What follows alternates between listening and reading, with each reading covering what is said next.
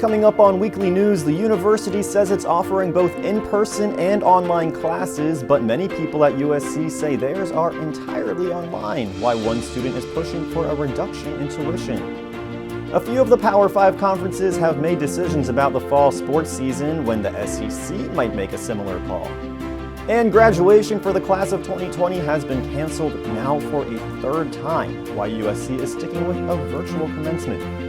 But first, coronavirus cases in South Carolina continue to rise. As of yesterday, there were over 2,200 new positive cases in the state.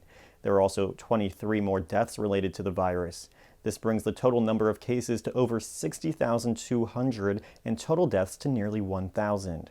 The last time we were on the air 2 weeks ago, there are a little over 36,000 cases in the state, meaning there have been nearly 25,000 new COVID cases in the past 2 weeks. In an effort to reduce the number of new cases in South Carolina, Governor Henry McMaster issued an executive order last week banning the sale of alcohol after 11 p.m. The order applies to every bar and restaurant in Columbia and throughout the state. Because the new spike in cases, in-person graduation for the class of 2020 has been canceled now for a third time. News 4's Lydia Blackstone has been following this all summer for us, and Lydia, graduates got this news in an email. Yes, that's right, Spencer. An email was released on July 11th stating that there will be no more in-person ceremonies. President Caslin said, "When we announced the tentative ceremony last month, it was conditional on the coronavirus infection levels remaining relatively low," Caslin said. "Unfortunately, South Carolina has experienced a marked increase in COVID-19 cases in recent weeks, and both the Centers for Disease Control and the prevention of our own public health experts do not believe that it is safe to host a large in-person gathering because of the increased risk of transmission." Although some students are very disappointed about not having this in-person graduation, some students didn't even plan to attend. I'm not really planning on coming back in August to walk across the stage, just because I'm kind of hoping that by then I'll have a full-time job and we'll have moved on. On this virtual graduation, names will be displayed as well as words from President Caslin and college deans. In Spartanburg, Lydia Blackstone, SGTV News 4. And as Lydia said, there will be a virtual graduation that's scheduled for August 8th. The rise in cases has also led many USC professors to decide to hold their classes virtually. This has led many students to question why they're still paying the full price of tuition this semester.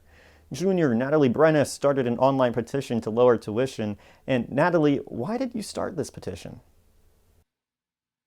Because it's like COVID-19 has caused so many problems for other people, and including job loss. That's why so many millions of people have requested for the government to help them, but it hasn't been accepted by the government to help every single person because that's just too much.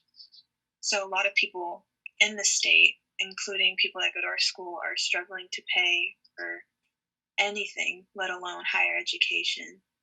And so I feel like reduced tuition, even by just a little bit, would help a lot of people, including like getting rid of lab fees that are $200+ if all of the labs are online. It doesn't really help much to pay that because we're not there to handle equipment. The TAs are online too. Everything's online. Why shouldn't we pay for what we should expect from the school?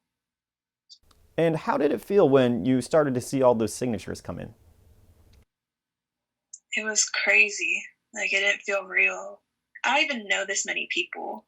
And so to see all these signatures and all these comments of why they're signing, it's crazy.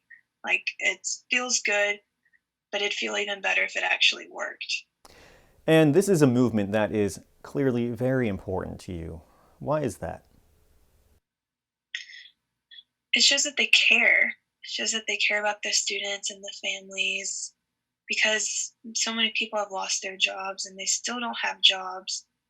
And most students lost their on-campus jobs or jobs in the city that they would have kept if we didn't stay home during most of the spring semester. And so students who don't rely on their parents to help pay for higher education, they could benefit from this discount because they use their own money to help pay, and now they don't have any income. So they could use the discount to help them out. Same with parents who do help their child, but they don't have any way to pay for it this semester because they still don't have a job to help their student out. Thanks, Natalie. The Trump administration is rescinding its order that would have blocked international students from studying in the U.S. if their college only offered virtual instruction. This change comes after 18 attorney generals filed lawsuits against the administration's directive. Harvard and MIT also filed lawsuits against the administration. In a hearing for that lawsuit on Tuesday, it was announced that an agreement had been reached. Because USC is still planning to offer some in-person instruction, the order would not have affected their international students unless the university moved to a virtual semester. In the last week, there have been a few decisions made about the upcoming college athletic season. The Pac-12, Big Ten, and ACC have all said they will be doing in-conference play only. Executive producer of Capital City Sports, Tom Santaniello, joins me now. And Tom, any word on the SEC? So there's been no word about football season yet. SEC Commissioner Greg Sankey says that we shouldn't expect anything on that until at least the end of the month. But yesterday, the SEC did decide to postpone the start of the volleyball, the cross country, and the soccer season until at least August 31st. So they're getting out ahead of that in at least some sports. But as for the rest of it, across the country, we've seen the Patriot League and the Ivy League actually outright cancel their fall season with the hope of restarting in the spring. The SEC is really going to do everything they can to avoid doing that, but really your guess is as good as mine as to what they're going to do. The SEC Commissioner Greg Sankey did say last week that his concern about having a football season is high to very high because of the spread of coronavirus across the Southeast and across the country. There's just a lot of logistical challenges that are coming with spiking cases across the country that the SEC wasn't really anticipating throughout this entire summer, and now it's hitting them right here in the face. Like he's saying, they're running out of time. And these new decisions might mean the Gamecocks don't play Clemson. Spencer, it does mean that we might not be able to play Clemson for the first time since 1908. The Clemson-South Carolina rivalry, they've played the most consecutive years of any rivalry. They have the longest active streak, obviously dating back over a century now. The next closest one isn't until the 20s.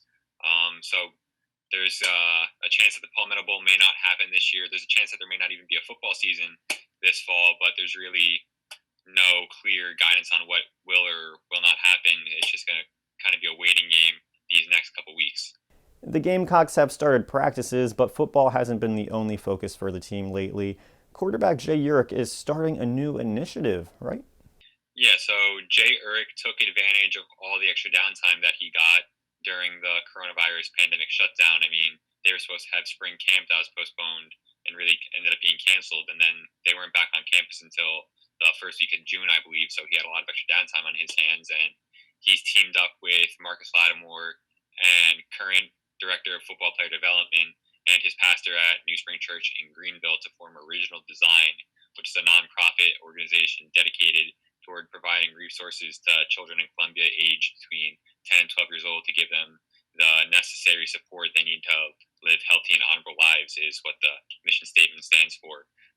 He obviously was in the headlines recently with the Black Lives Matter protest and the Matters the Minimum sign. He's also, Matters the Minimum is kind of like a secondary movement is what he called it to Original Design. So they're selling t-shirts to help raise money for the original organization, but there's also that part to the nonprofit. Thanks, Tom, and remember you can get the latest developments on the SEC's upcoming football season by following Capital City Sports on Twitter at CCS on SGTV. Well, that's going to do it for weekly news. I'll see you all in 2 weeks. From all of us at SGTV, stay safe.